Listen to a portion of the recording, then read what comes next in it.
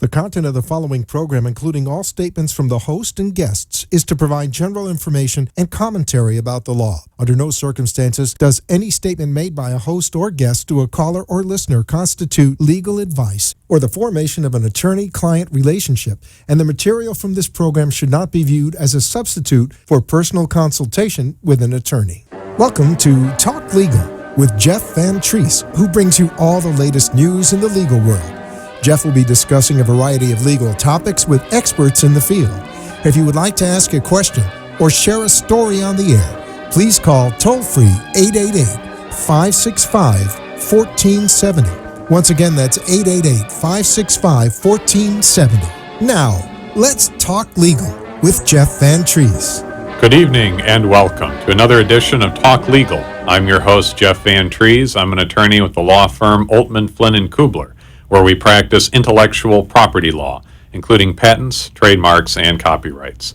You can check us out online and view all archived episodes of this show on our website at oltmanpatent.com. That's OLTMANPATENT.com.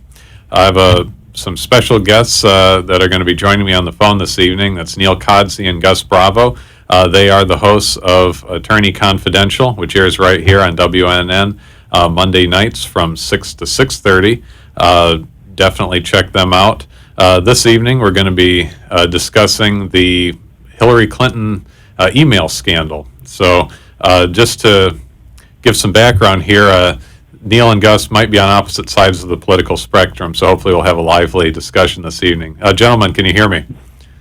Yeah, we can hear you fine, Jeff. Can you hear us okay? Absolutely. Thanks so much for coming on. So we have some recent polling news today, and it looks like, Bernie's jumped out in the lead quite a bit. This comes as no real surprise with the New Hampshire data as well as national data.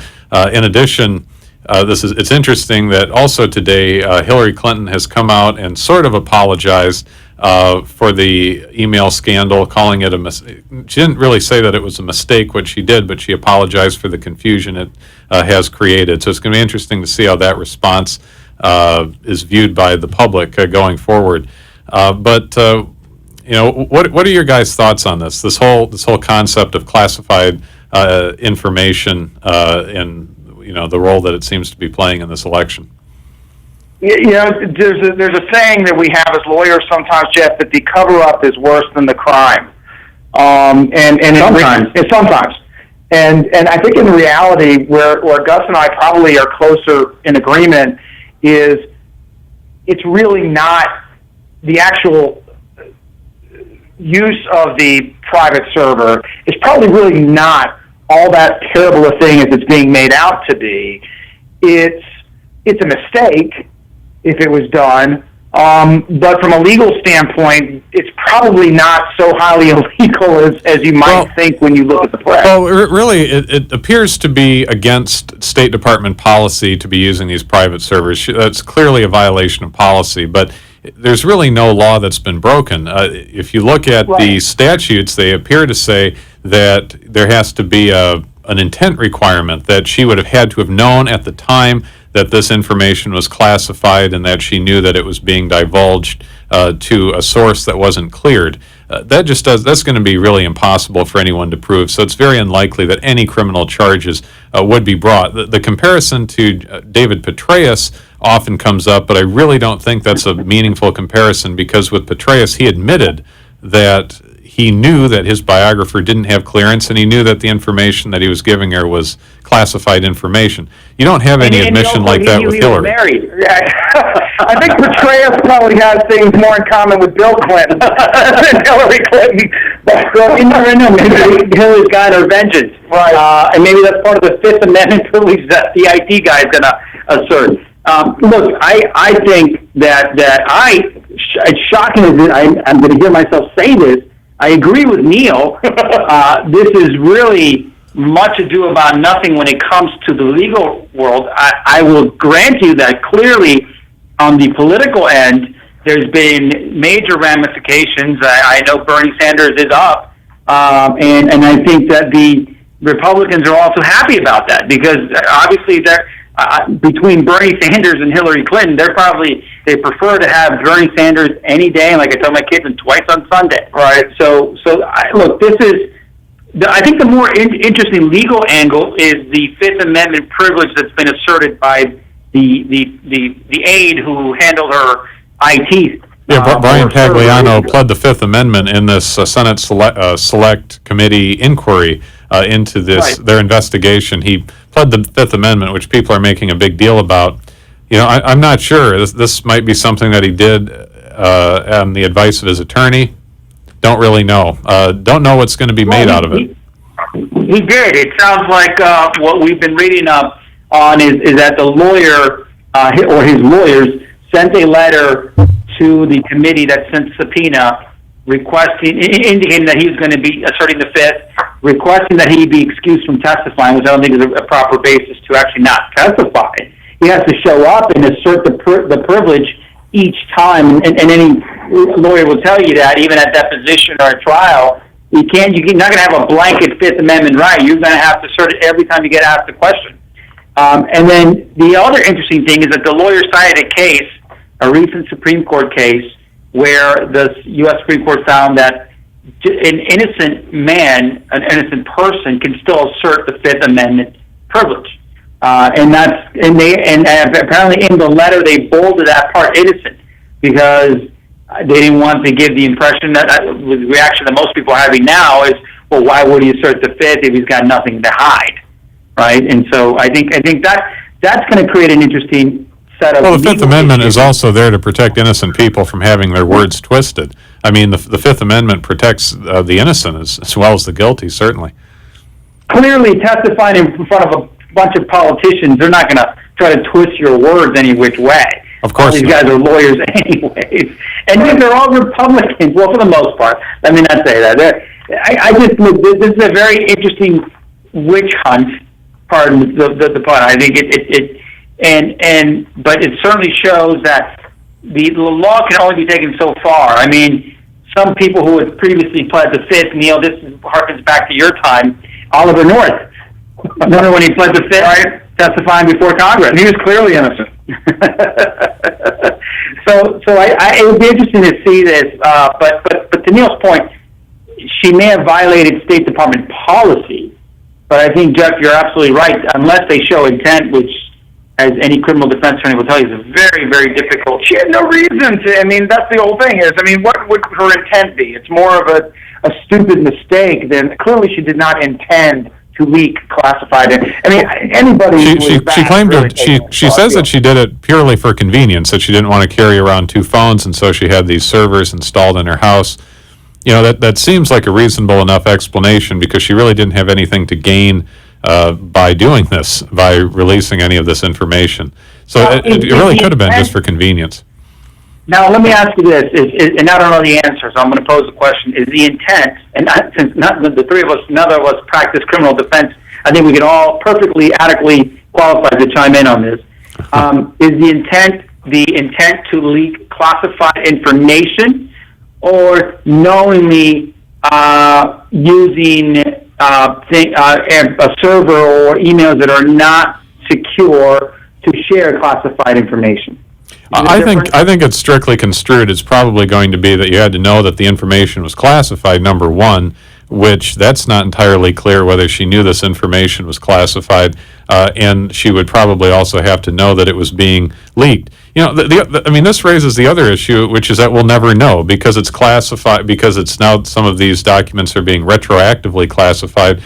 Hillary Clinton's never going to get an opportunity to have this viewed in the public eye, and to have these emails. She's had 305 emails that have been classified by an investigation done by Congress, but we're never going to see them. So we're not going to really ever be able to judge for ourselves what's in there. So this means that the scandal is just going to drag on indefinitely.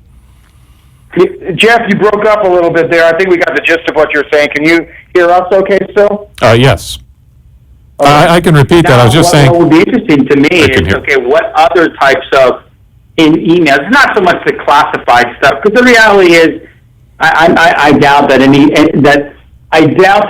of the emails or information that she shared through unsecured means got into the wrong hands and therefore resulted in some kind of harm to the U.S.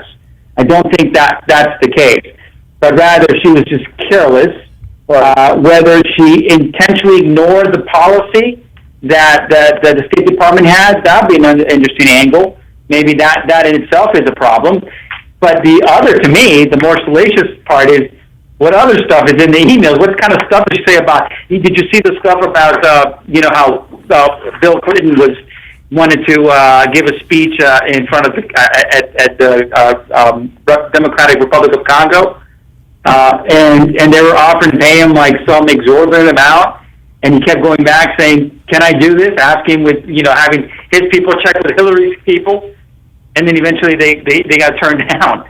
So that to me is the more interesting stuff. Not that anything classified may have been leaked. Or how about the fact that one of the emails that, according to a media source, has been retroactively labeled classified is one in which she was discussing on an email thread going back and forth about a news article about the use of drones. So she's commenting on a news article. So how is that even remotely relate to national security? What her comments are on a news article she was talking about? Well, if she's commenting on the accuracy or critiquing it in a way that would reveal classified information, because her opinion of what the news is saying, her opinion, I hate to use this phrase, her opinion is enlightened, but her opinion is enlightened by her background and experience in government. Therefore, it could reveal certain thought processes based on her knowledge of classified information. I guess that's possible, but That sounds like something you got from Rush Limbaugh. Did you go on? No, all I'm saying is that it's like the attorney, when we say something is privileged as attorney work product because it invades our thoughts or our thought process. If she's critiquing a news article, I mean, you could certainly see a scenario where she critiques a news article and says, well, that's inaccurate because what we really did was X, Y, and Z. But right and there, you have to theorize about a scenario that hasn't come out. So we have to, I mean, that's all we're going to be doing indefinitely is just theorizing because we're never going to actually see these emails. They're just going to remain classified forever. And so that's what we're left doing. If they're classified, we won't. If they're unclassified, I mean, the Freedom of Information Act is going to let us see everything that's not being classified.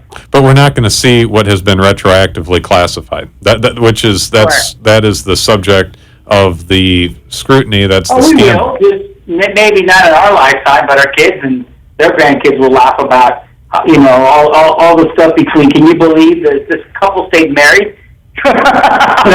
That's when you want to do a search for the words Lewinsky or any other accompanying words that they have. It's been a few years. I hope they're not still talking about that. It never goes away, I'm sure. Well, that actually does bring up. I think. Go ahead, Gus. Go ahead, Gus. Sorry. No, I was going to say, I think this, again, Neil and I have talked about this before in our show, that it represents an interesting exercise between, or interplay between politics and the law. That there are limitations, thankfully, on what Congress can do and how it can compel people to reveal information. And there are, safeguards put in place. They just can't go around and continue, even though this is from an investigation. This is from the Benghazi, the Committee on Benghazi, which was, 2012? Yeah. That's when it was, 2000, right on the eve of the last presidential elections. So they're still going at it. And so it shows you there that politics and law have, obviously, it can make for strange bedfellows, but there are limits on how far the politicians can go to utilize the law. I think that brings up an interesting point also, because if you were talking about the Monica Lewinsky scandal with President Bill Clinton in the 90s, a lot of that information, which eventually came out with Monica Lewinsky, came from the Whitewater investigation, and that's which ultimately really didn't uncover much of anything about Whitewater. But then we had one of the most notable scandals of the 90s, of the entire decade, which was the Olinsky Scandal. But it actually came out of the Whitewater investigation. That's kind of what's happening here. We really haven't found anything remarkable with respect to the Benghazi investigation, but we find this email scandal, which is relatively unrelated. And so we sort of have to look at the fact that some of these investigations might be being used as a pretext to find other information that is going to be used for political purposes, really not having to do with Benghazi. And that's an interesting point, because Neil and I are both dealing in different cases with discovery requests that we refer to as blank expedition. What do we refer to when we say blank expedition? A fishing expedition, right? And they're asking for X so they can develop Y.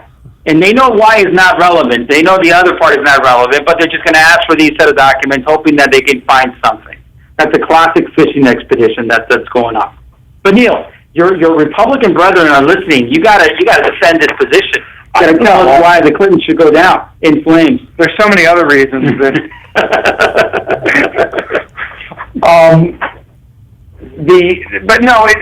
And I started off this conversation with the cover-up is worse than the crime, and I think the pattern and practice of the Clintons is they seem to not want to be forthright initially until they're pressed to be forthright, and we're seeing that here.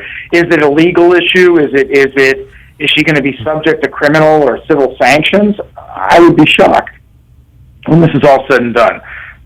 Let's just say her answers have evolved over time. Right. Well, it's and that's okay. I think I just have to say that this is probably not even remotely the worst scandal that's associated with the Clintons, or for that matter, really any of the politicians. I mean, you just look at the relationships they have with their super PACs and their donors. That's infinitely more scandalous and much more unnerving than this.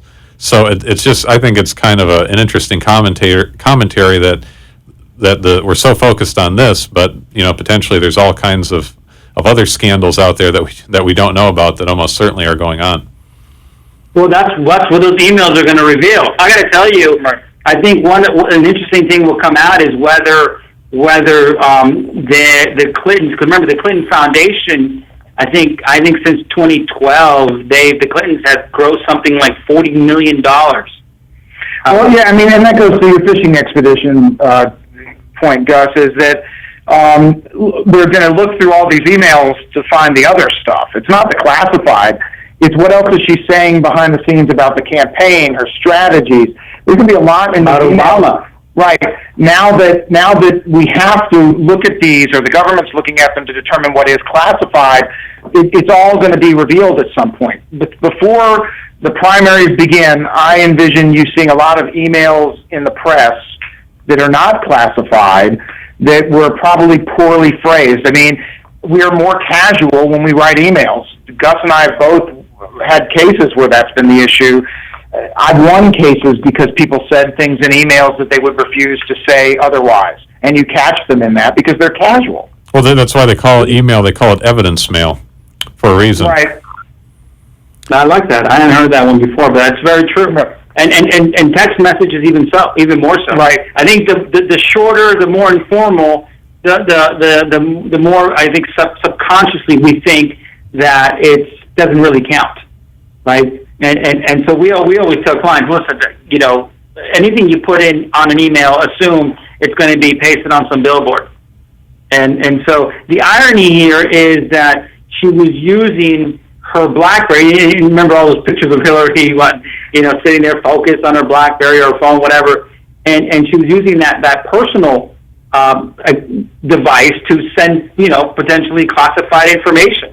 And that's and the fact that she crossed the lines between personal and business is what may ultimately reveal a lot of her personal stuff, which would have nothing to do with her business.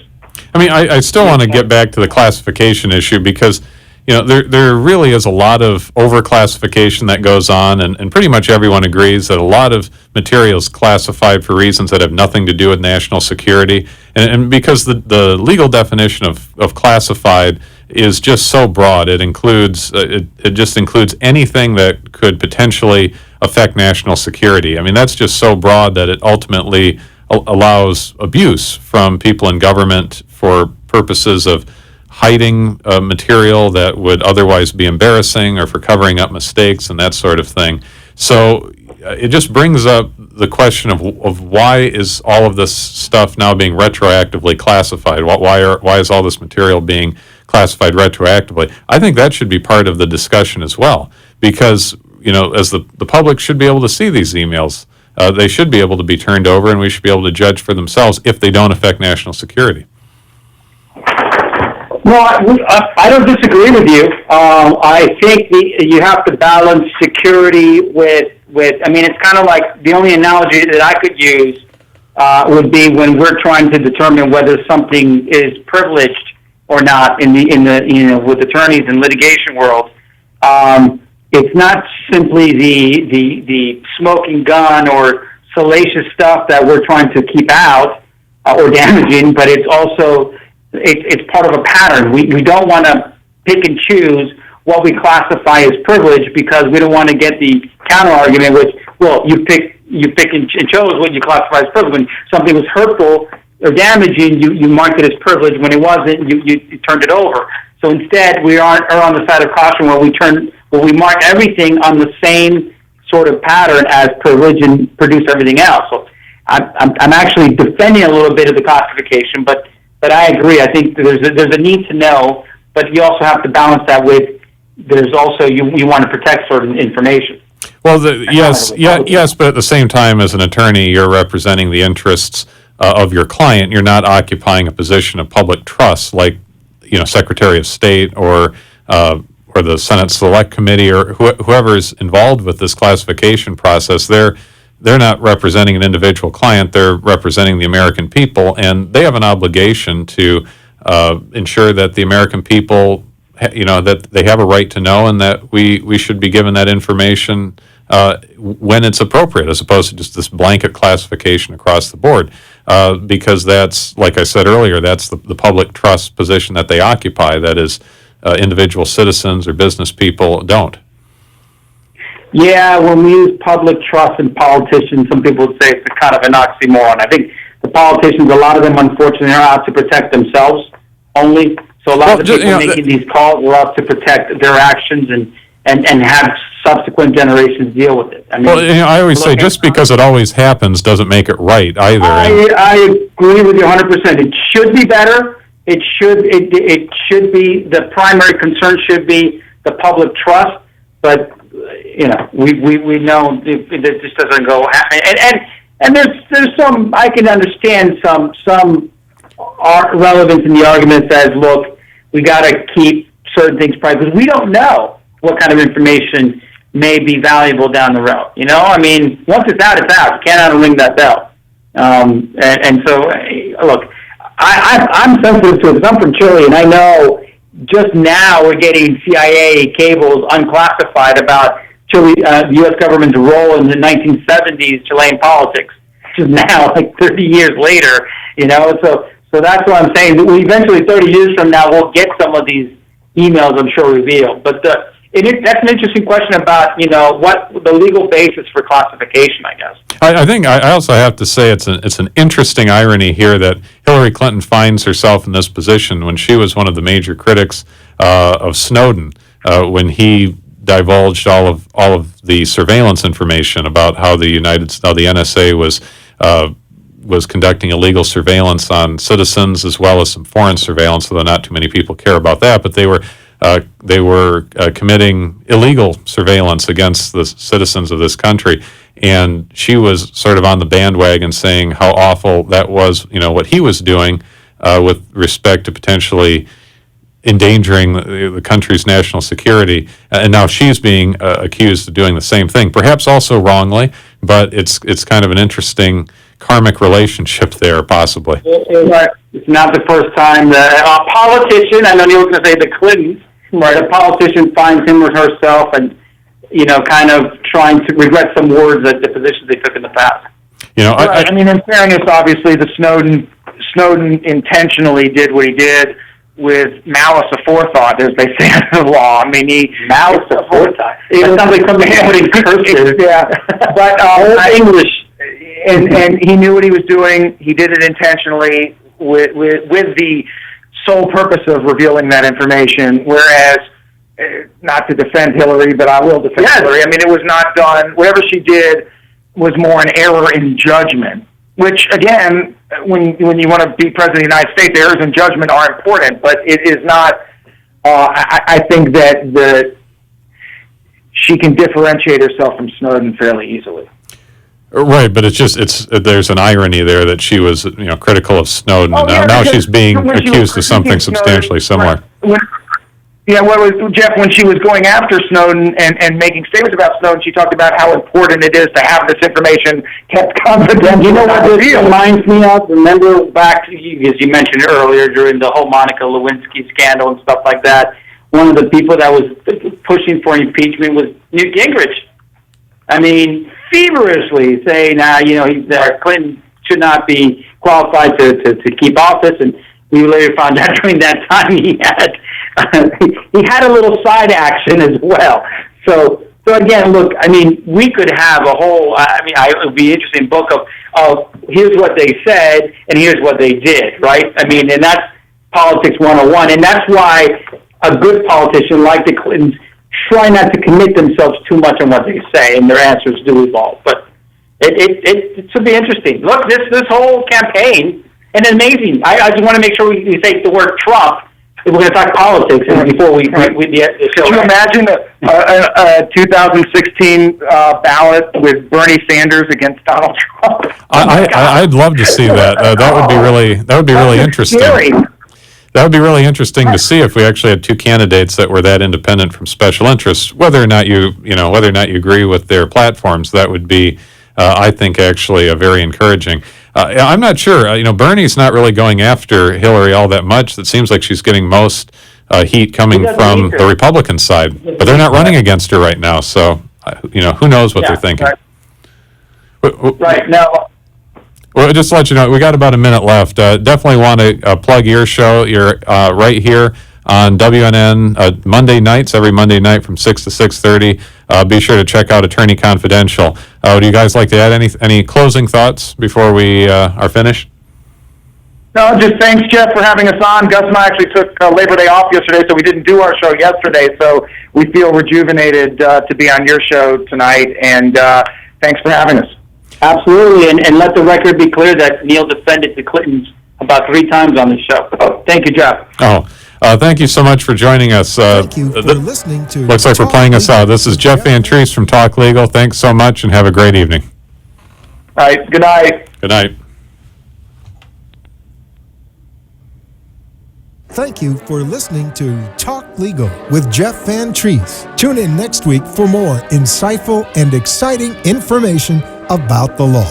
You can contact Jeff by email at jvt2law@gmail.com or give him a call at 561-789-6866. That's 561-789-6866. The content of the preceding program, including all statements from the host and guests, is to provide general information and commentary about the law. Under no circumstances does any statement made by a host or guest to a caller or listener constitute legal advice or the formation of an attorney-client relationship, and the material of this program should not be viewed as a substitute for personal consultation with an attorney. The opinions expressed on the preceding sponsored program